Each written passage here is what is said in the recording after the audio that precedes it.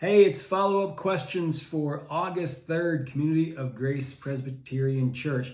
We've been marching through Genesis, and again, we touched on Jacob.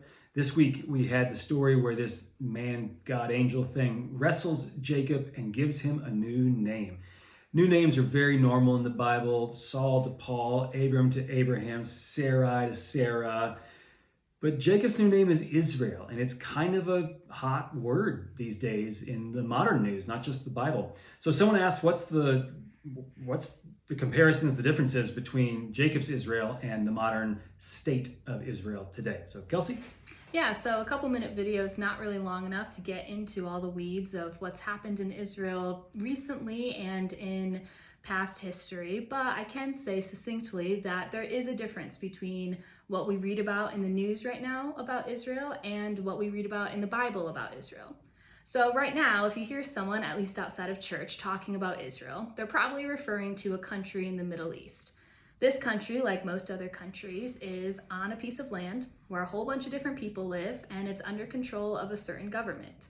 Now, this is not the same thing as the Israel that we read about in the Bible, even though they might be in the same physical location. In the Bible, as Hansen said, when Jacob was given a new name, Israel, his descendants then became the 12 tribes of Israel.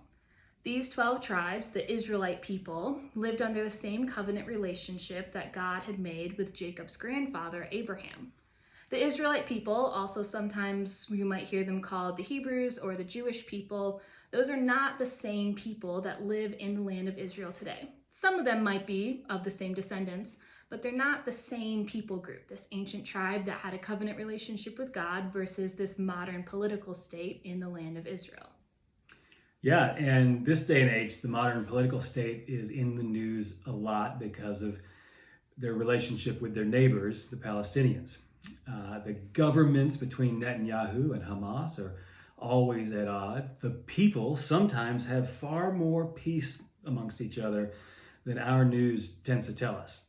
So we are going to hold a workshop at our church on August 24th for people in our community. We're going to have a moderator. I think we have someone from the State Department coming to help us understand what is happening, because we have a lot of different perspectives.